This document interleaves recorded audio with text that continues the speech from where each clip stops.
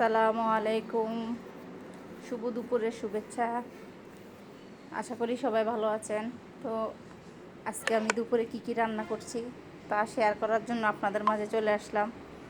তো আজকে আমার ছেলের বন্ধু আসছে, একটা মুরগি নিয়ে আসছি, আইনা কাইটা কুইটা বাইছা নিলাম।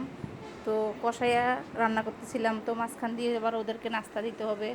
এক চুলায় ভাত দিছি, আরেকটাতে দিছি মুরগি, আবার আরেকটাতে দিছি টমেটো। একটু বেশি রান্না করতে হবে আজকে, কারণ মেহমান আসছে হঠাৎ বাসায়, ছেলের বন্ধু আসছে প্র্যাকটিক্যাল লিখতে। এখানে টমেটো দিয়ে ডিম দিয়ে ভাজি করবো বসায় দিছি। তো যেভাবে পারি আর কি তাড়াতাড়ি করে, আবার একটু কারেন্টের চুলেও দিছি, ওখান দিয়ে আবার এখান থেকে বাত উঠে কারেন্টের চুলে দিয়ে দিছি। এখানে আবার আলু কাটে নিছি, আর আমার আমগুলো সব পচে গেছে, খারাপ লাগছে, আরও অনেক আম নষ্ট হয়ে গেছে, এগুলোও ফেলে দিতে হবে।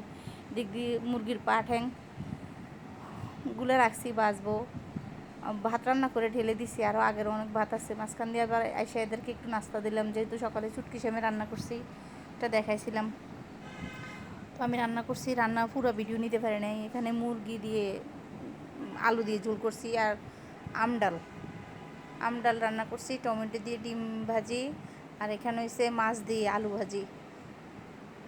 এর তরকারিটা অনেক মজা হয়েছে। আর এটা হচ্ছে পেঁয়াজ শসা লেবু কাটে নিছি। আর ভাত ওই স্টিলের প্লেটে ভাতগুলো আরও আগেরই ছিল, এজন্য নিয়ে আসলাম সামনে, কারণ আমরা এখন খাবো, তো আগের ভাতগুলো খেয়ে শেষ করতে হবে। সবাই ভালো থাকবেন। দুপুরবেলা আল্লাহ হাফেজ, আসসালামু